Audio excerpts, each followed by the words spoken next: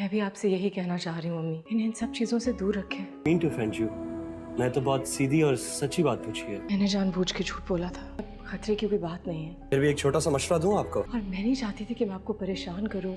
किसी भी ऑफर को यूं आउटराइट रिजेक्ट करना नाशुक्री होती है। दोस्तों ड्रामा सीरियल ऐश के जुनून के आने वाले एपिसोड में आप लोग देखने वाले हैं। ये ड्रामा बहुत ही इंटरेस्टिंग बन चुका है। जैसा कि आप सबको पता है कि राहिम अब पूरी कोशिश करता है कि एमन को अब कुछ भी ना हो, क्योंकि दोस्तों आसपास के लोग काफी उसके दुश्मन बन चुके हैं। पहले तो उसकी वालदा आफिया उसकी दुश्मन है, लेकिन अब जहांगीर और माहिन भी उनका पीछा नहीं छोड़ते, उन पर हमला करवाते हैं। लेकिन दूसरी जगह दोस्तों राहिम समझ जाता है कि अब एमन की जान खतरे में है, तो वो फौरन वहां से निकलने की कोशिश करता है, क्योंकि दोस्तों एमन की वैसे भी हालत ठीक नहीं होती और इन सब के बावजूद भी वो स्ट्रेस उठाए तो ये सब राहिम से बर्दाश्त नहीं होता।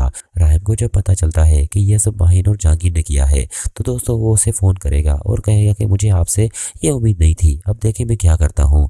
मैंने तो सोचा था कि आप इस हद तक ना जाएंगे, लेकिन उसके बावजूद भी आपने मेरी एमन को मुझसे छीनने की कोशिश की। अगर एमन को कुछ भी हुआ तो मैं आप लोगों को छोड़ूंगा नहीं। दोस्तों ये रवैया माहिन सुनकर हैरान रह जाती है कि किस कदर राहिम बदल चुका है।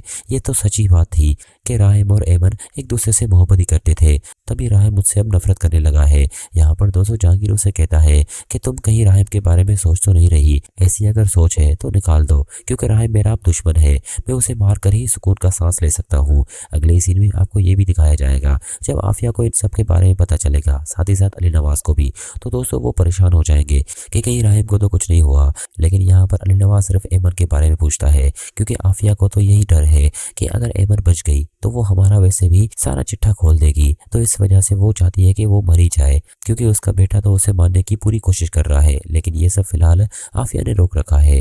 अगले सीन में आपको ये भी दिखाया जाएगा कि जैसे तैसे करके आखिरकार राहिम और एमन वापस घर आएंगे, लेकिन दोस्तों एमन बहुत डरी हुई होगी।